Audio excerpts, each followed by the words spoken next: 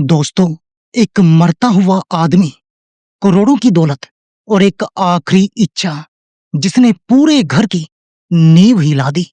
जिस औरत को उसने 20 साल पहले अपने हाथों से घर से निकाला था, आज मरने से पहले वो उसी औरत को बुला रहा था।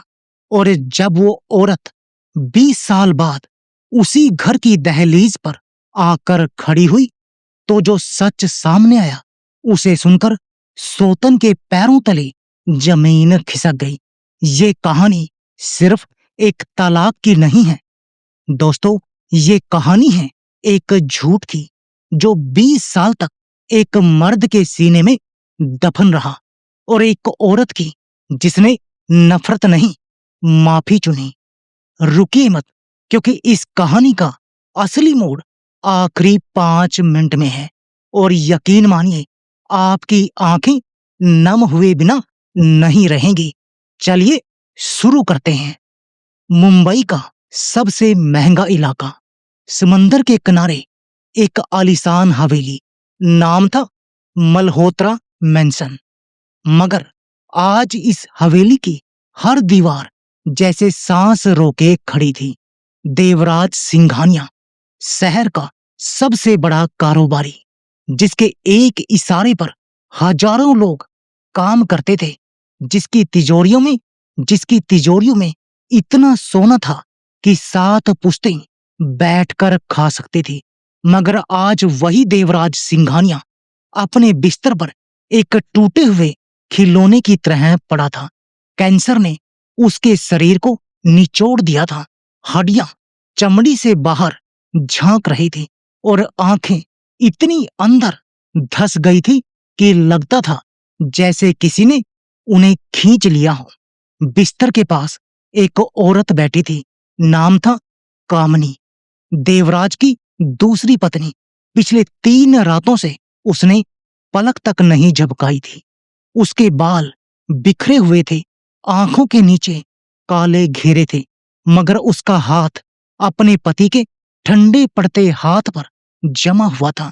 डॉक्टर साफ कह चुके थे, अब सिर्फ घंटों की बात है, शायद आज की रात भी ना निकले। पूरे घर में मातम पसरा था। दूर के रिश्तेदार, करीबी दोस्त, बिजनेस पार्टनर, सब आखिरी बार देवराज को देखने जमा हो रहे थे। मगर किसी को नहीं पता था दोस्तों, कि अगले कुछ घंटों में इस घर में एक ऐसा तूफान आने वाला था जो 20 साल पुराने एक राज को जमीन से खोदकर बाहर निकाल देगा। शाम के 7 बज रहे थे। कमरे में सिर्फ दवाइयों की गंध और देवराज की उखड़ती सांसों की आवाज थी। अचानक देवराज ने अपनी आंखें खोली। उसकी नजरों में एक अजीब सी बेचैनी थी, जैसे कोई पहाड़ उसके सीने पर रखा हो और वो उसे उतार देना चाहता हो। उसने धीरे धीरे कमरे में मौजूद हर चेहरे को देखा, फिर उसके सूखे होठ हिले, मगर आवाज नहीं निकली। कामनी फौरन झुकी। क्या चाहिए? पानी, दवा, डॉक्टर को बुलाऊं? देवराज ने ना में सिर हिलाया। उसने फिर कोशिश की। उसका छोटा भाई रणवीर पास आया और उसका हाथ थामा। बोलो भैया, कुछ कहना है तो बोलो, हम सुन रहे हैं। देवराज की सांसें तेज हो गई। बहुत मुश्किल से एक टूटी फूटी कांपती आवाज में उसने कहा, मेरी एक आखिरी इच्छा है। कामनी ने उसका हाथ और कसकर पकड़ लिया। उसकी आंखों में आंसू थे, मगर होठों पर एक उम्मीद थी। बोलिए ना, जो भी चाहिए मैं पूरी करूंगी। आपकी हर इच्छा पूरी होगी। देवराज ने अपनी धसी हुई आंखों से कामनी को देखा। कुछ पल वो चुप रहा, फिर उसने जो कहा, उस एक वाक्य ने कमरे की हवा जैसे जमा दी। मेरी पहली पत्नी अनुराधा को बुलाओ। मेरी आखिरी इच्छा मैं सिर्फ उसी को बताऊंगा। एक पल के लिए कमरे में ऐसा सन्नाटा छाया जैसे वक्त रुक गया हो। कामनी का चेहरा सफेद पड़ गया। उसके हाथ से देवराज का हाथ छूट गया। वो झटके से पीछे हटे, जैसे किसी ने उसे धक्का दिया हो। उसके मुंह से एक शब्द नहीं निकला, बस आंखें फटी की फटी रह गई। अनुराधा, ये नाम इस घर में 20 साल से दफन था। एक ऐसा नाम जिसे लेना तो दूर, कोई सोचता तक नहीं था। और आज मरते हुए देवराज के मुंह से वही नाम निकला था। देवराज का बेटा आदित्य और बेटी मिष्टी, जो दरवाजे पर खड़े थे, एक दूसरे को हैरानी से देखने लगे। उन्हें समझ नहीं आ रहा था कि उन्होंने अभी जो सुना वो सच था या उनका भ्रम। कामनी के लिए ये शब्द नहीं थे दोस्तों, उसके सीने में उतारा गया एक खंजर था। 20 साल, 20 लंबे साल उसने इस आदमी की सेवा की थी, और आज आखिरी सांसों में ये आदमी किसी और का नाम ले रहा था। ये एक मरते हुए इंसान की आखिरी इच्छा थी, या 20 साल के एक रिश्ते का, 2 बच्चों की मां के सम्मान का सरेआम कत्ल। कामनी के कानों में जैसे 1000 घंटियां एक साथ बज उठी। उसे लगा शायद उसने गलत सुना है, शायद देवराज को बुखार में कुछ दिख रहा है, शायद ये दवाइयों का असर है।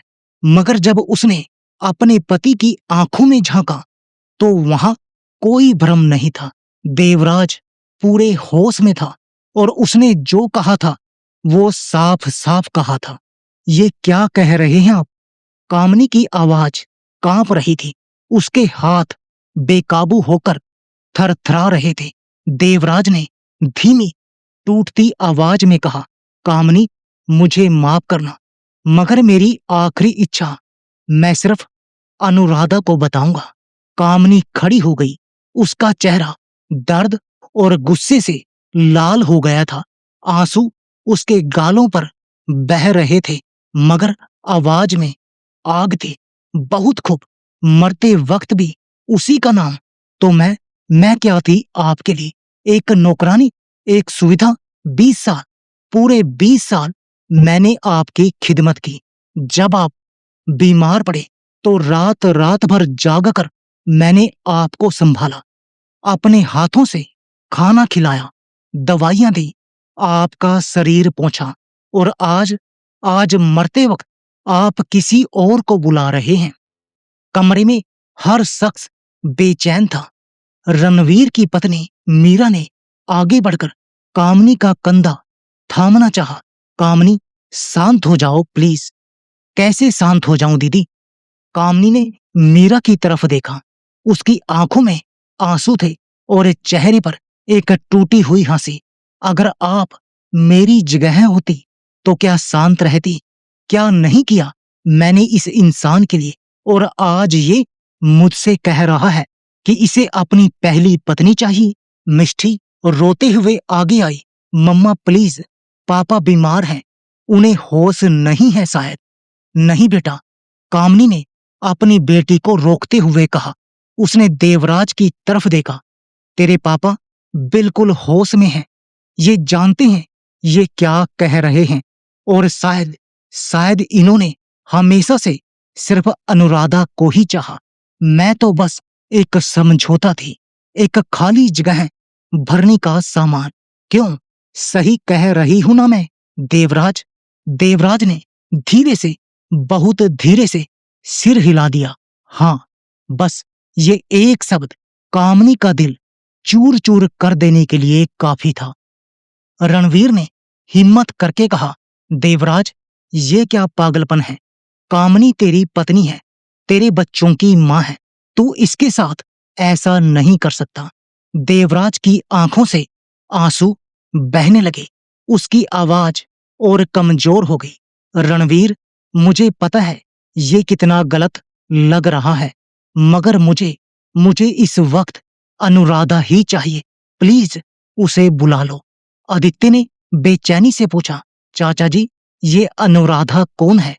रणवीर की जुबान जैसे ताले में बंद हो गई। उसने देवराज को देखा, फिर कुछ कहने की कोशिश की, मगर शब्द गले में ही अटक गए।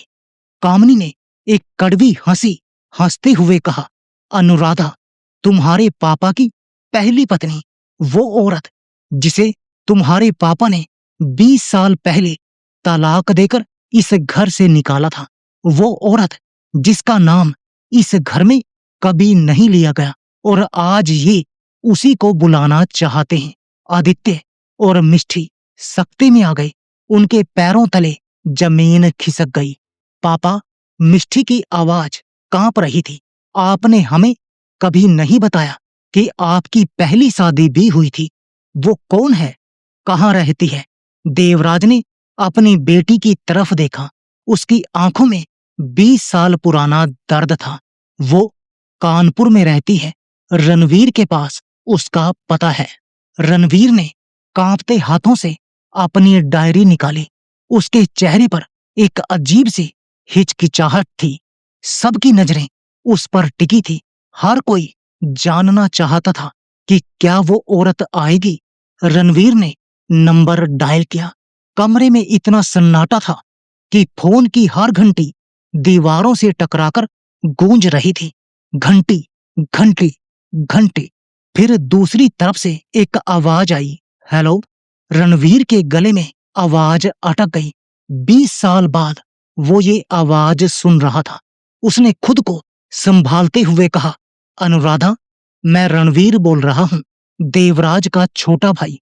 दूसरी तरफ एक लंबा बोझिल सन्नाटा छा गया, इतना गहरा कि रणवीर को अपनी ही धड़कनें सुनाई देने लगी। फिर अनुराधा की आवाज आई, शांत मगर पत्थर जैसी सख्त। हाँ रणवीर जी, मैं पहचान गई। 20 साल बाद आज कैसे याद आई मेरी। उसकी आवाज में कोई हैरानी नहीं थी, बस एक ठहराव था। एक ऐसा ठहराव जो सिर्फ उन लोगों की आवाज में आता है जो जिंदगी के हर तूफान से गुजर चुके होते हैं। रणवीर ने गहरी सांस ली।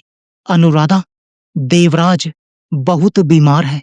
कैंसर है उसे, आखिरी स्टेज। डॉक्टरों ने कह दिया है कि वो शायद आज रात या कल सुबह तक ही। रणवीर की आवाज भर आई। दूसरी तरफ फिर वही बर्फीला सन्नाटा। रणवीर सुन सकता था कि अनुराधा की सांसें थोड़ी तेज हो गई थी।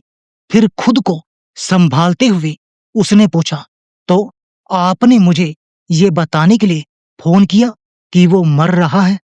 उसकी आवाज में हमदर्दी नहीं, एक सवाल था। नहीं अनुराधा, बात यह है कि देवराज की एक आखिरी इच्छा है। कौन सी इच्छा? अनुराधा ने सीधे पूछा। रणवीर ने आंखें बंद कर ली। ये कहना कितना मुश्किल था। शब्द उसके गले में कांटे की तरह चुभ रहे थे। वो अपनी आखिरी इच्छा सिर्फ तुम्हें बताना चाहता है। वो चाहता है कि तुम इस वक्त उसके पास आ जाओ। कुछ देर तक कोई जवाब नहीं आया। कमरे में कामनी दीवार से टिककर खड़ी थी। उसके आंसू सूख चुके थे। उसकी आंखें बस फोन पर जमी थी। वो सुनना चाहती थी कि वो औरत क्या कहेगी। आखिरकार अनुराधा की आवाज आई और इस बार उसमें एक कड़वाहट थी। ये कैसा मजाक है? 20 साल बाद जिस आदमी ने मुझे अपने हाथों से घर से निकाला, जिसकी दूसरी बीवी है, बच्चे हैं, वो आदमी अब मुझे क्यों बुला रहा है? मुझे भी समझ नहीं आ रहा अनुराधा। रणवीर ने सच कहा, मगर ये एक मरते हुए इंसान की इच्छा है। वो बहुत जिद कर रहा है। क्या तुम आ सकती हो? अनुराधा ने एक गहरी थकी हुई सांस ली। मुझे सोचने दो। फोन कट गया। रणवीर ने सबकी तरफ देखा। कामनी ने तुरंत पूछा, क्या कहा उसने? वो सोच रही है। देवराज ने बिस्तर से धीमी आवाज में कहा, वो आएगी, मुझे पता है, वो आएगी। उधर कानपुर में एक छोटे से साफ सुथरे घर में अनुराधा फोन हाथ में पकड़े खिड़की के पास खड़ी थी। उसके भीतर भावनाओं का एक तूफान चल रहा था। 20 साल, 20 लंबे साल। उसकी आंखों के सामने वो दिन घूम गया जब देवराज ने उसके हाथ में तलाक के कागज थमाए थे। वो सिर्फ 28 साल की थी तब। शादी को 8 साल हो चुके थे। देवराज ने कहा था, मुझे किसी और से प्यार हो गया है, कामनी से। अब हमारे रिश्ते में कुछ नहीं बचा। अनुराधा कितना गिड़गिड़ाई थी उस दिन, कितनी रोई थी। उसने कहा था, मेरी कोई गलती तो बताओ, मैं सुधार लूंगी, बस मुझे मत छोड़ो। मगर देवराज पत्थर बन गया था। उसने एक नजर भी नहीं डाली थी उस पर। तलाक के साथ अनुराधा को एक छोटा घर और कुछ पैसे मिले थे। देवराज ने अपनी नई जिंदगी शुरू कर ली थी और अनुराधा, उसने फिर कभी शादी नहीं की। मगर अनुराधा टूटी नहीं। उसने अपने दर्द को अपने काम में डुबो दिया। वो एक समाज सेविका बन गई। उसने एक छोटा सा संगठन शुरू किया जो उन औरतों की मदद करता था जिन्हें उनके पतियों ने छोड़ दिया था। 20 साल में उसने सैकड़ों टूटी हुई औरतों को फिर से जीना सिखाया। और सबसे बड़ी बात, उसने देवराज को माफ कर दिया था। इसलिए नहीं कि वो उसे बेकसूर मानती थी, बल्कि इसलिए कि उसे अपनी बाकी जिंदगी सुकून से जीनी थी।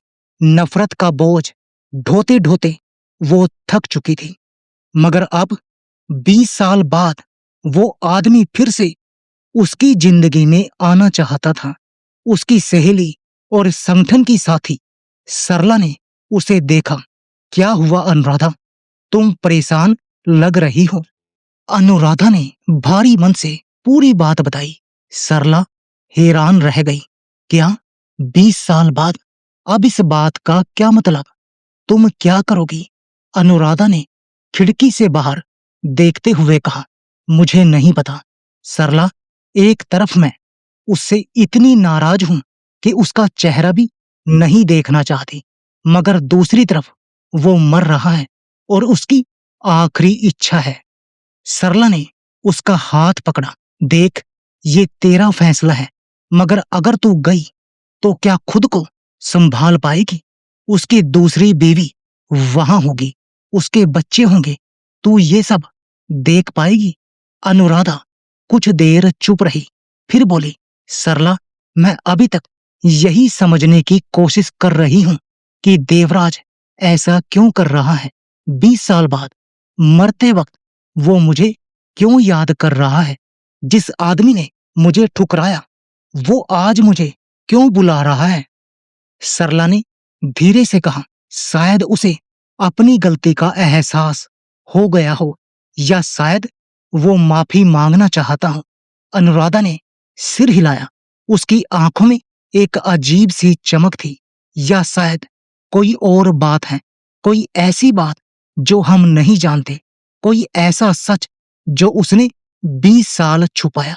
उसने अपना फोन उठाया और रणवीर को कॉल किया। रणवीर जी, मैं आ रही हूं, मगर मुझे पहले देवराज से बात करनी है, अभी फोन पर। रणवीर ने फोन देवराज के कान के पास लगा दिया। देवराज की आवाज बहुत कमजोर थी। अनुराधा? हाँ, मैं हूं। अनुराधा की आवाज में 20 साल का दर्द छुपा था। देवराज, आखिर तुम करना क्या चाहते हो 20 साल बाद मुझे इस तरह? अनुराधा, मुझे तुमसे कुछ कहना है, कुछ बहुत जरूरी, मगर वो मैं फोन पर नहीं कह सकता। प्लीज आ जाओ। देवराज, ये तुम्हारी दूसरी पत्नी और बच्चों का अपमान है। तुम्हें इसका एहसास है? देवराज की आवाज में दर्द उतर आया। मुझे पता है और इसका पछतावा भी है, मगर अनुराधा, प्लीज मुझ पर भरोसा करो। ये बहुत जरूरी है। जब तुम आओगी तो सब समझ जाओगी। अनुराधा ने गहरी सांस ली। ठीक है, मैं सुबह की पहली गाड़ी से आ रही हूं, मगर देवराज, अगर ये कोई नाटक हुआ तो मैं कभी माफ नहीं करूंगी। सुबह के 9 बजे एक पुरानी सी टैक्सी मल्होत्रा मैंसन के विशाल गेट के सामने रुकी। टैक्सी का दरवाजा खुला और एक औरत बाहर निकली। ये अनुराधा थी। उसने एक सादी सफेद सूती साड़ी पहनी थी।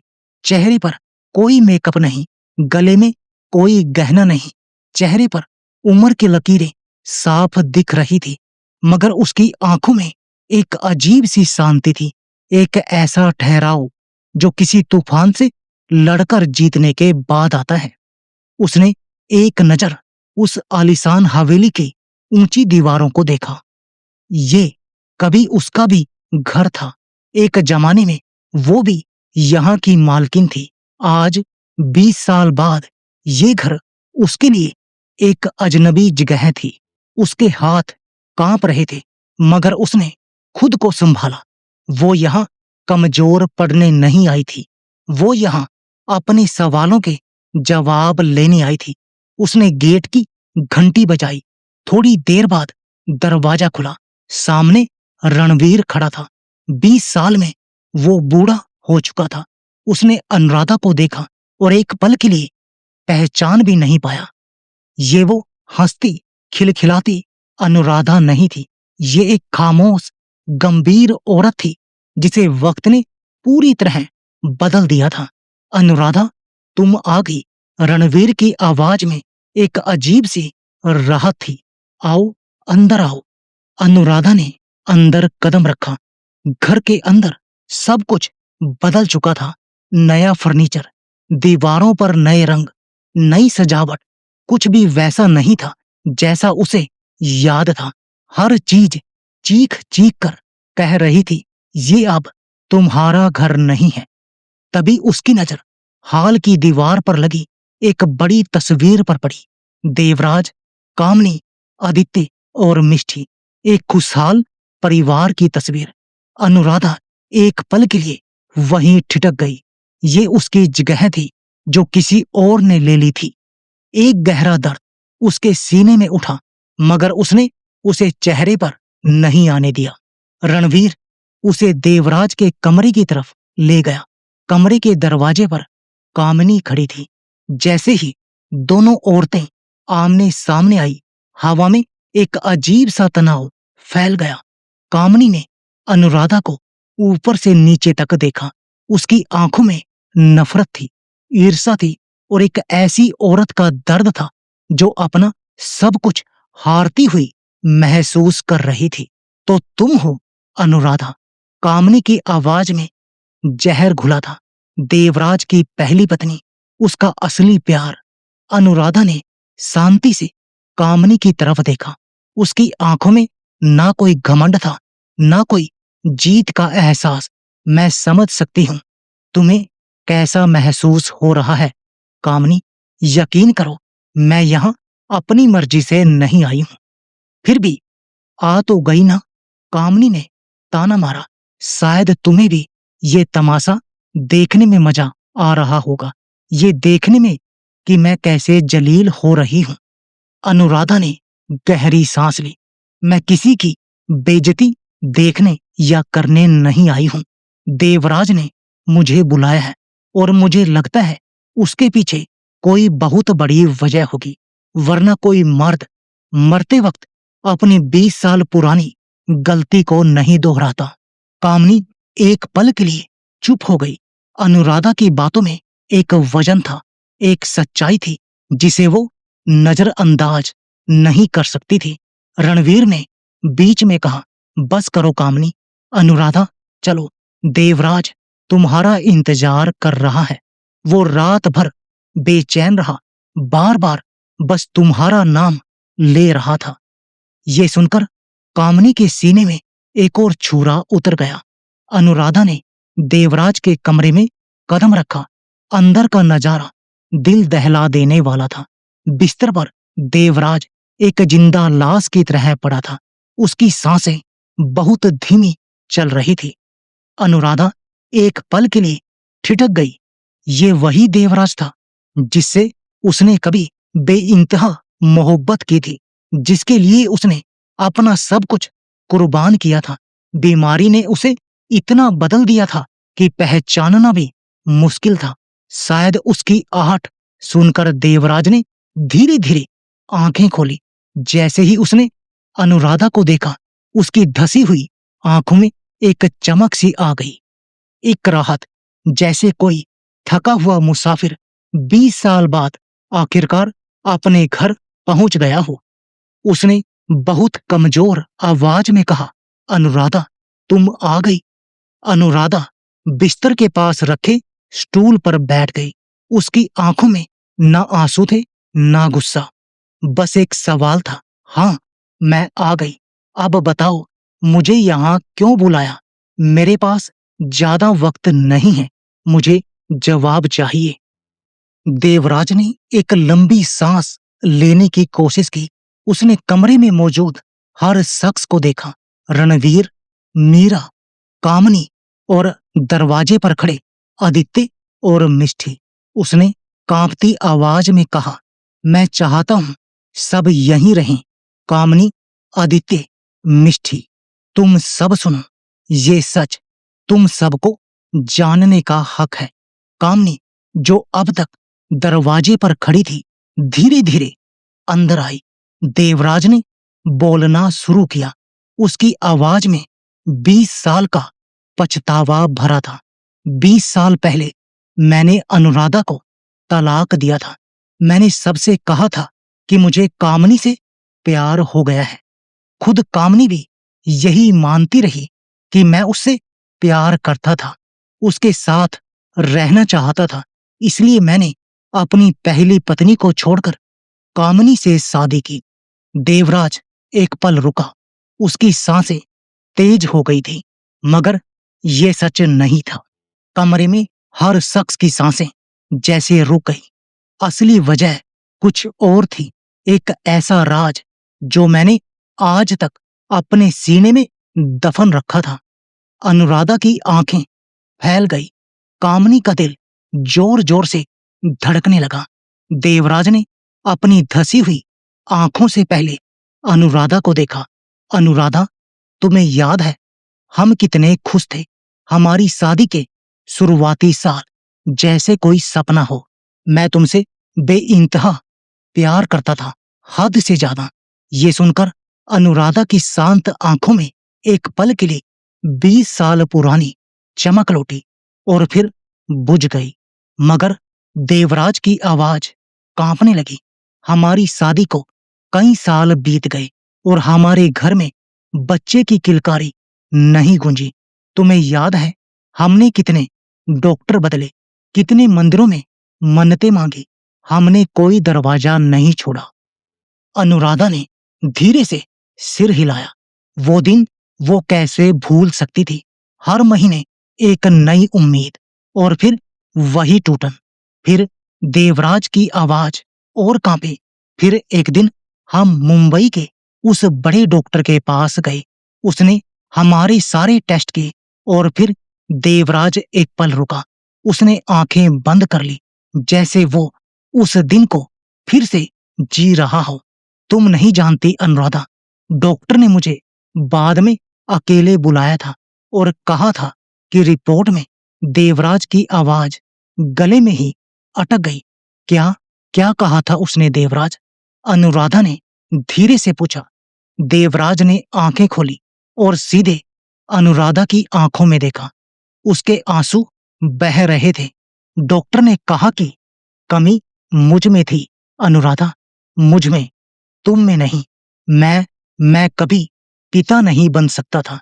एक पल के लिए कमरे में जैसे सांसें थम गई। देवराज सिसकते हुए बोला, मगर मैंने ये सच तुमसे ही नहीं, सबसे छुपा लिया। मुझ में हिम्मत नहीं थी अनुराधा। अनुराधा, मैं ये बर्दाश्त नहीं कर सकता था कि लोग मुझे अधूरा मर्द कहें। मेरा बिजनेस, मेरा रुतबा, मेरा घमंड सब इसी एक झूठ पर टिका था। और मेरी माँ, उन्हें हर हाल में एक वारिस चाहिए था, एक पोता जो ये करोड़ों का साम्राज्य संभाले। देवराज ने एक टूटी हुई सांस ली। मगर मैं जानता था कि मैं कभी पिता नहीं बन सकता। तो माँ ने एक रास्ता निकाला, एक भयानक रास्ता। कमरे में हर शख्स की सांस रुकी हुई थी। माँ ने किसी और से एक समझौता किया था। अनुराधा, एक डॉक्टर के जरिए, ताकि एक वारिस आ सके। मगर इसके लिए जरूरी था कि घर में एक नई औरत हो, एक ऐसी औरत जो ये सच कभी ना जाने और जिस पर ये इल्जाम कभी ना आए। देवराज ने कामिनी की तरफ देखा। कामिनी का चेहरा बर्फ की तरह सफेद पड़ चुका था। तुम एक मासूम लड़की थी कामिनी, एक गरीब घर की। माँ ने तुम्हें इसलिए चुना क्योंकि तुम सवाल नहीं पूछोगी। मैंने मैंने तुमसे प्यार नहीं किया था। जब हमारी शादी हुई, मैंने तुम्हें इस्तेमाल किया और अनुराधा को इसलिए छोड़ा क्योंकि अनुराधा बहुत समझदार थी। वो ये सच पकड़ लेती, वो मेरे झूठ में कभी साथ ना देती। कामनी के पैर लड़खड़ा गए। वो दीवार का सहारा लेकर बैठ गई।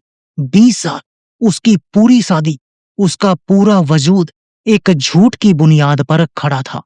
मैंने अनुराधा से कहा कि मुझे किसी और से प्यार है, क्योंकि नफरत सहना ये जानने से आसान था कि उसे एक ऐसे झूठ की भेंट चढ़ाया जा रहा है जो मेरा था।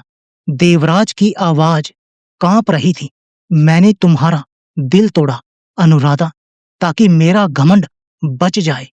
मैंने एक मासूम का घर उजाड़ा और एक दूसरी मासूम, कामनी, को एक ऐसे झूठ में फंसा दिया जिसका उसे आज तक पता नहीं था। अनुराधा के आंसू बह रहे थे, मगर उसके चेहरे पर गुस्सा नहीं था, एक गहरी समझ थी। तो यह वजह थी, उसने धीरे से कहा। मैं पूरी जिंदगी खुद को कोसती रही कि मुझ में क्या कमी थी। मैंने खुद को बंजर समझा, खुद से नफरत की, और सच सच कुछ और था। मगर सबसे टूटी हुई आवाज कामनी की थी। वो जमीन पर बैठ गई। उसके होंठ कांप रहे थे। तो आदित्य, मिष्ठी, उसकी आवाज टूट गई। ये आपके बच्चे नहीं हैं। देवराज ने सिसकते हुए कहा। वो मेरे बच्चे हैं कामनी, मेरी रूह से, मेरे प्यार से। खून का रिश्ता ना होने से बाप का रिश्ता नहीं टूटता। मैंने उन्हें पाला, उनसे प्यार किया, मगर तुम्हें ये सच जानने का हक था, और मैंने 20 साल तुमसे ये छुपाया। मैंने तुम दोनों के साथ, अनुराधा और कामनी, दोनों के साथ जुल्म किया।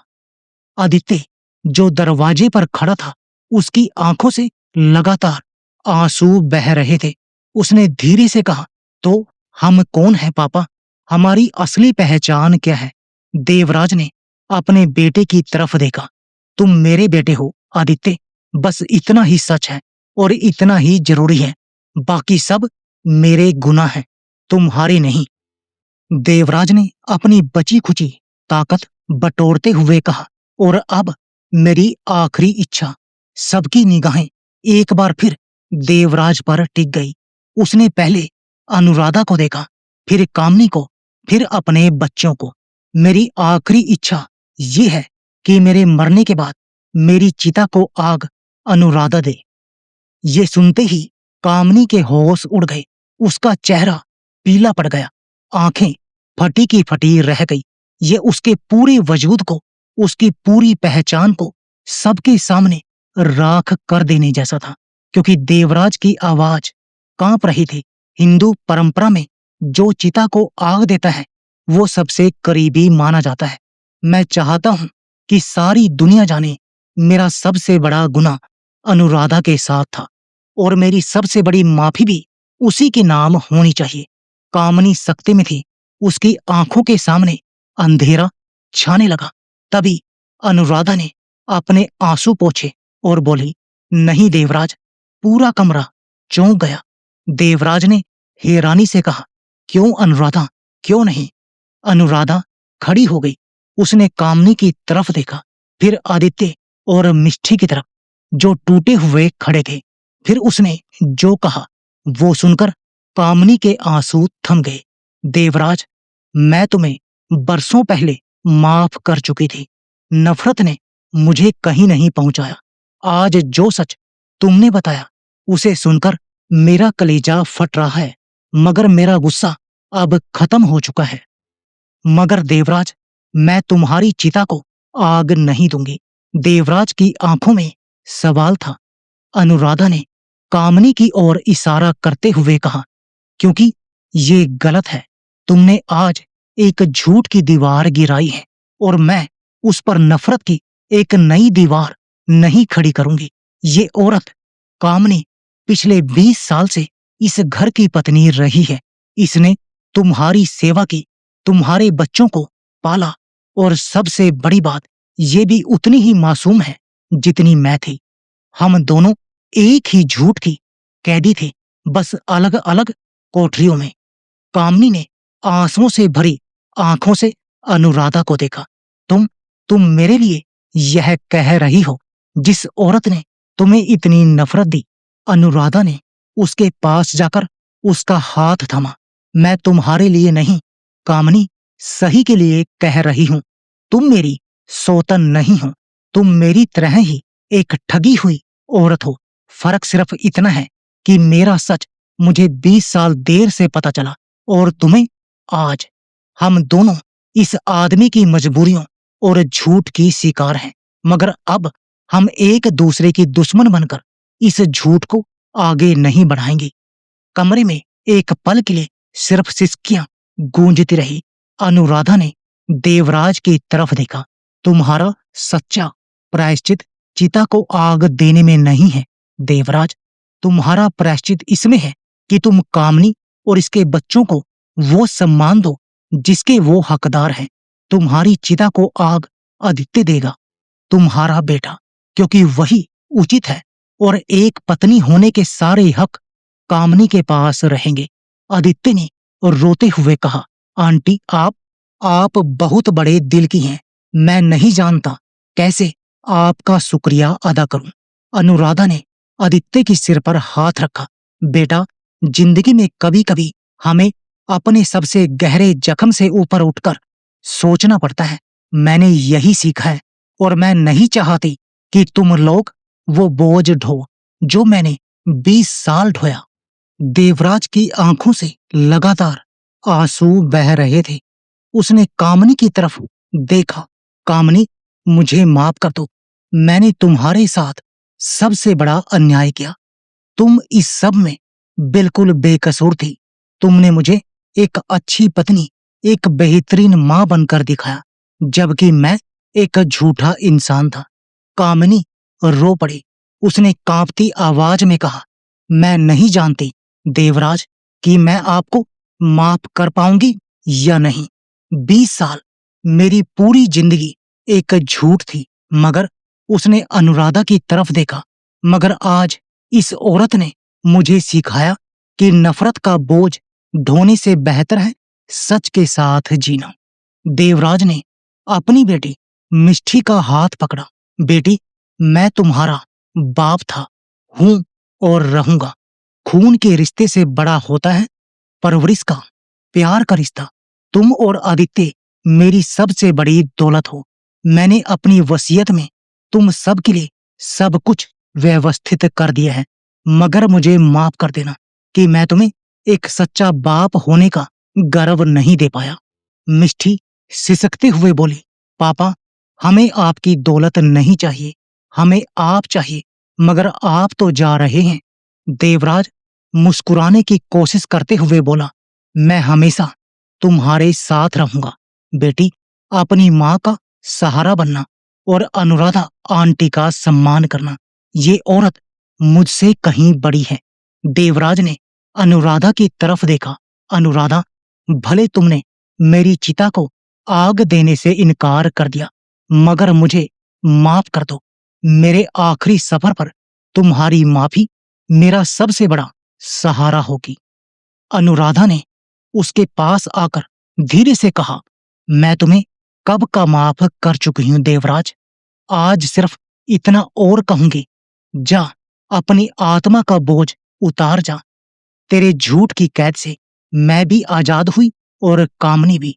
देवराज की आंखों में एक गहरा सुकून उतर आया, जैसे 20 साल का बोझ एक पल में हल्का हो गया हो।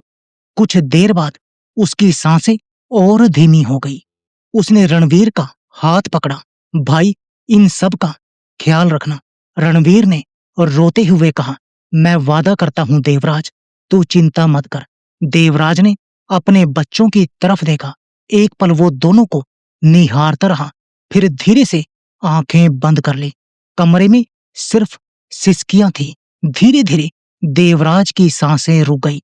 उसने अपनी आखिरी सांस ली, एक ऐसे आदमी की सांस जिसने मरने से पहले अपने सबसे बड़े गुनाह का बोझ उतार दिया था।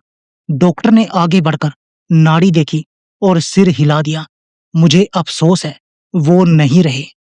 शमशान घाट पर पूरा परिवार जमा था। देवराज का शरीर चिता पर रखा था। कामनी, अदिति और मिष्ठी आगे खड़े थे। अनुराधा थोड़ी दूर, शांत, गंभीर। अदिति ने चिता को आग दी। लपटें उठने लगी। सबने सिर झुकाकर देवराज को अंतिम विदाई दी। संस्कार के बाद अनुराधा वापिस जाने की तैयारी कर रही थी। कामनी उसके पास आई। उसकी आंखों में अब नफरत नहीं थी, कृतज्ञता थी। अनुराधा जी, मैं नहीं जानती आपका शुक्रिया कैसे अदा करूं। मैं आपको अपनी सबसे बड़ी दुश्मन समझती थी और आज आपने मेरे बच्चों की इज्जत बचा ली। अनुराधा ने उसका हाथ थामा। कामनी, हम दोनों एक ही दर्द से गुजरी हैं, बस अलग अलग रास्तों से। मैं नहीं चाहती कि ये दर्द अब आगे की पीढ़ी तक जाए। बच्चों को कभी मत बताना कि वो किस झूठ से जन्मे। उन्हें बस इतना पता हो कि वो प्यार से पाले गए, यही सच काफी है। आदित्य और मिष्ठी ने आगे बढ़कर अनुराधा के पैर छुए। अनुराधा ने उन्हें गले लगाया। बच्चों, जिंदगी में कभी कभी चीजें जितनी आसान दिखती हैं उतनी होती नहीं, और जितना मुश्किल लगती हैं उनसे भी हम पार पा सकते हैं अगर हम नफरत की जगह माफी चुनें। अपनी माँ का ख्याल रखना, वो दुनिया की सबसे मजबूत औरतों में से एक है। रणवीर ने भराई आवाज में कहा, अनुराधा, तुम सच में महान हो। तुम्हारी वजह से आज देवराज की आत्मा को शांति मिली और इस घर को एक नई जिंदगी। अनुराधा हल्के से मुस्कुराई। रणवीर जी, मैंने कुछ महान नहीं किया, मैंने बस वो किया जो सही था। नफरत और बदले से कभी कुछ हासिल नहीं होता। माफी और समझदारी से ही हम आगे बढ़ते हैं। 20 साल मैंने एक झूठ के साए में जिए, आज सच ने मुझे आजाद कर दिया। टैक्सी आई। अनुराधा अंदर बैठी।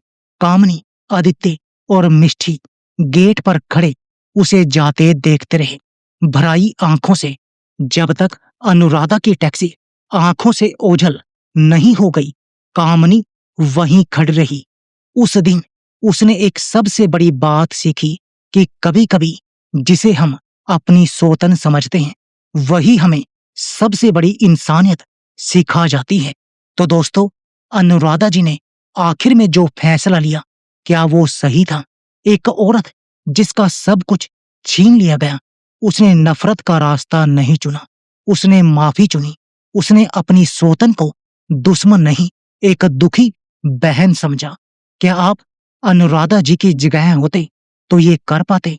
अपनी राय कमेंट में जरूर बताइए, और ये भी बताइए आप हमारी कहानियां भारत के किस शहर से सुन रहे हैं।